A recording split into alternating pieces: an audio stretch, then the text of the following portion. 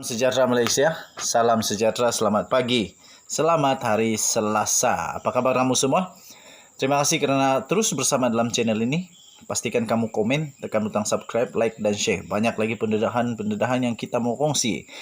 Ya, pastinya tuan-tuan dan puan-puan, pilihan raya negeri Johor semakin hangat, semakin panas dengan pertembungan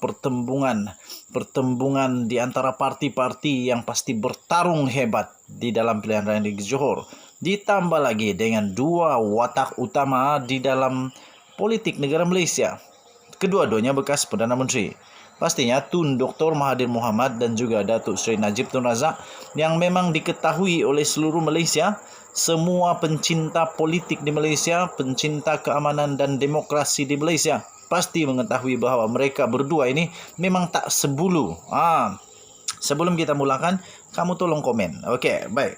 Hari ini ada satu drama yang memang agak mengejutkan. Sekali lagi, Najib Tun Razak membalas pantun Tun Dr. Mahathir Mohamad.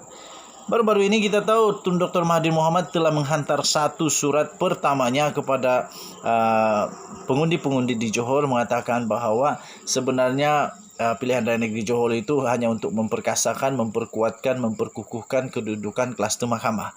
Dan untuk kali keduanya, Tun Dr. Mahathir Mohamad menghantar satu lagi surat kepada pengundi-pengundi di Johor, dan kali ini beliau memberi amaran sekali lagi. Tetapi kali ini Najib Razak tidak berdiam diri dan akhirnya membalas pantun Tun Dr. Mahathir Mohamad.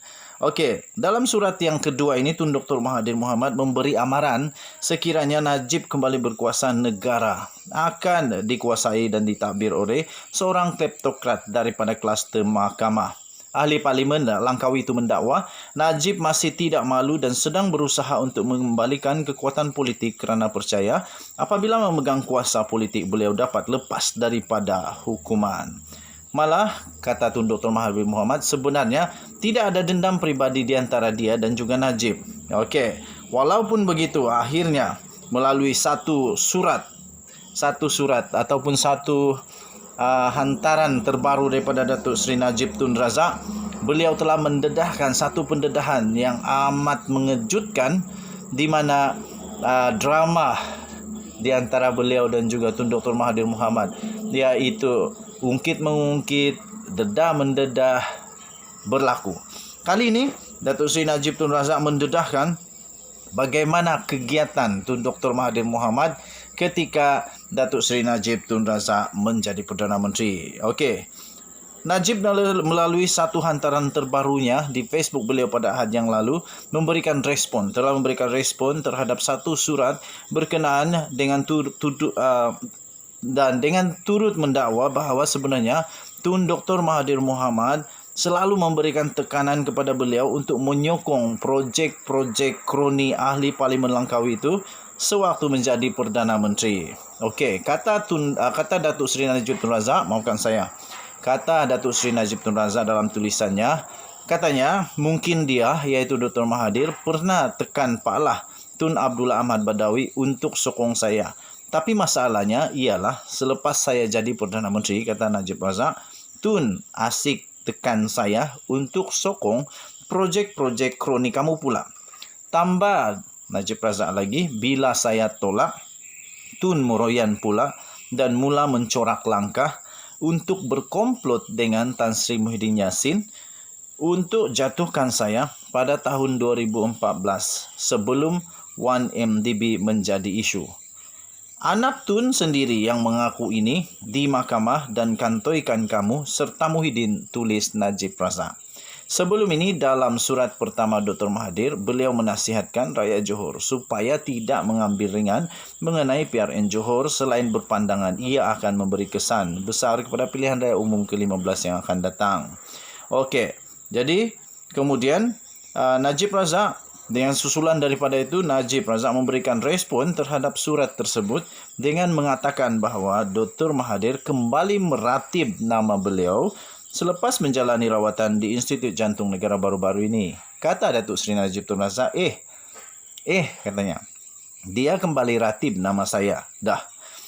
Maksudnya dia ada benar-benar pulih. Terbaik. Semoga Allah kurniakan kesihatan yang baik pada Tun Mahathir dan Allah permudahkan semua urusan beliau.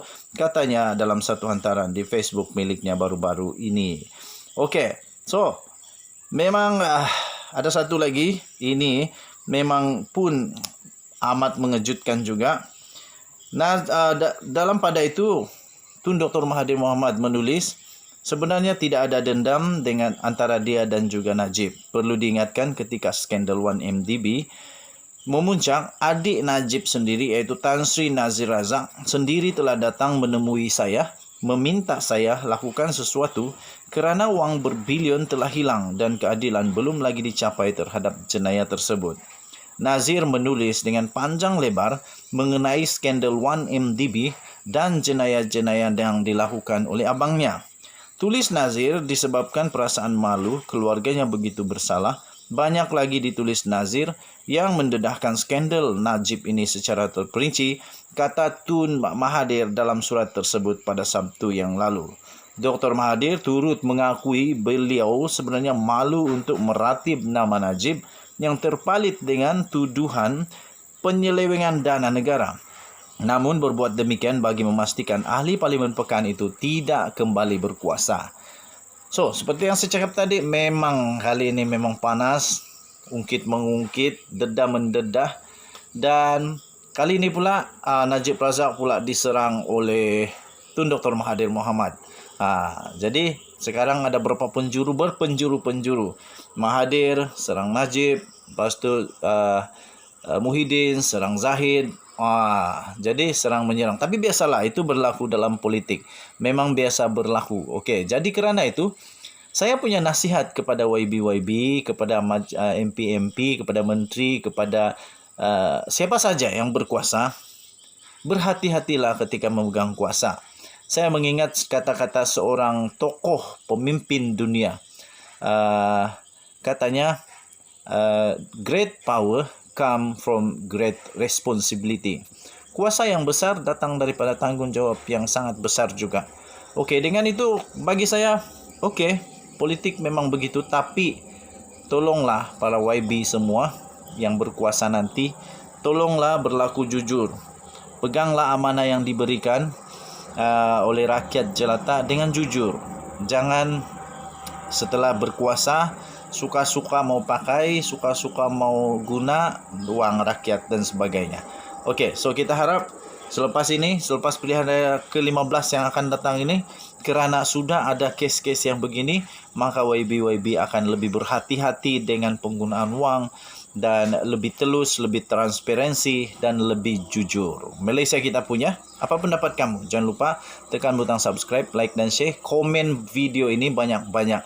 Share video ini kepada kawan-kawan yang lain juga. Kita jaga kita. Jangan lupa terus pakai mask kemana-mana yang jalan. Pastikan kita jangan leka dengan COVID-19. Okey? Terima kasih, kita jumpa lagi. Selamat hari Selasa. Bye-bye. Cantik tak topiku. Hehe. Bye.